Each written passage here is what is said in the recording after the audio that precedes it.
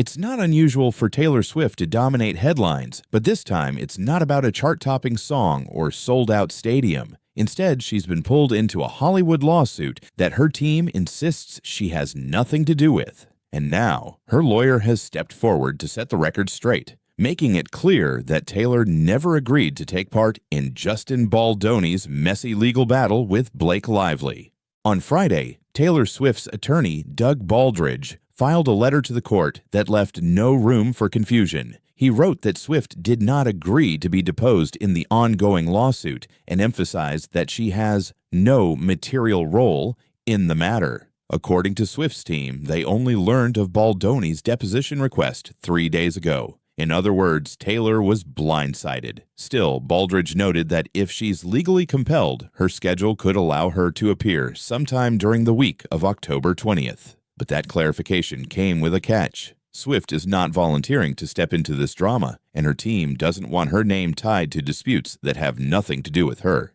Here's where things get messy. In his own letter to Judge Louis J. Lyman, Justin Baldoni's lawyer, Brian Friedman, told a very different story. He claimed that Swift had already agreed to appear for a deposition, but because of her pre-existing professional obligations, she couldn't make it until October 20th. That directly contradicts Swift's legal team, who say she never agreed in the first place. Two completely different narratives are now on the table, and fans are left wondering, who's telling the truth? Blake Lively's attorneys weren't about to stay quiet. In a fiery filing, they accused Baldoni's side of trying to weaponize Swift's fame for media attention. They argued that dragging Taylor into the case isn't about justice, it's about headlines. Lively's team pointed out that this isn't even the first time. Baldoni's lawyers subpoenaed Swift back in May, which created a media frenzy. But then they abruptly withdrew it, again, to much fanfare. Now, just months later, they're attempting to revive the idea of a Swift deposition without offering a valid reason. To Lively's camp, the strategy is clear. Use Swift's name as a distraction and leverage her global fame to shift the narrative. So, why is Taylor Swift being mentioned in a case she's not part of? The answer goes back to Baldoni's short-lived $400 million countersuit. In that filing, Baldoni alleged that Swift and Ryan Reynolds pressured him to accept a script rewrite during a visit to the Reynolds-Lively New York apartment. The countersuit even included a now infamous text from Lively, joking that she was like Daenerys Targaryen from Game of Thrones,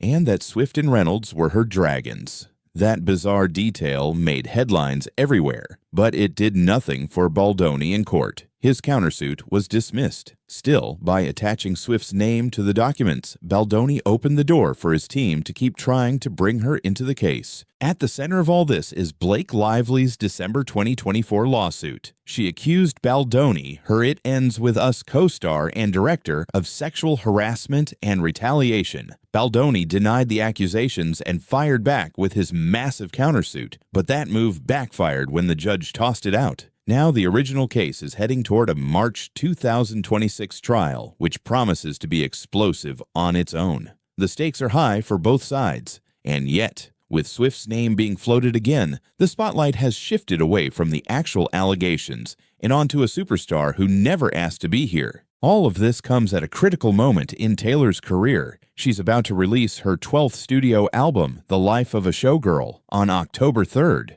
That means weeks packed with promotion, appearances, and rehearsals. Her lawyers stressed that her schedule is already locked, making Baldoni's attempt to drag her into a deposition seem even more unreasonable. Fans online are echoing that frustration. Many believe Baldoni is simply trying to generate noise by attaching Swift's name to the case during her most important album cycle yet. Swifties immediately erupted when the news broke. On X and Reddit, fans accused Baldoni of playing a PR game, while others speculated that he may be desperate to dig up testimony that could damage Lively's credibility. One post summed up the mood perfectly. Taylor is busy running the music industry. Why does Baldoni think she has time for his lawsuit? The online chatter is feeding into a larger fan war, with Team Lively, Team Baldoni, and Team Swift all weighing in. And when fan bases collide, headlines multiply. For now, Taylor Swift is not officially subpoenaed. Her attorney has been clear. She'll only testify if the court forces her to. Blake Lively's lawyers are pushing the judge to reject Baldoni's request altogether, calling it a waste of time. The next move rests in the judge's hands.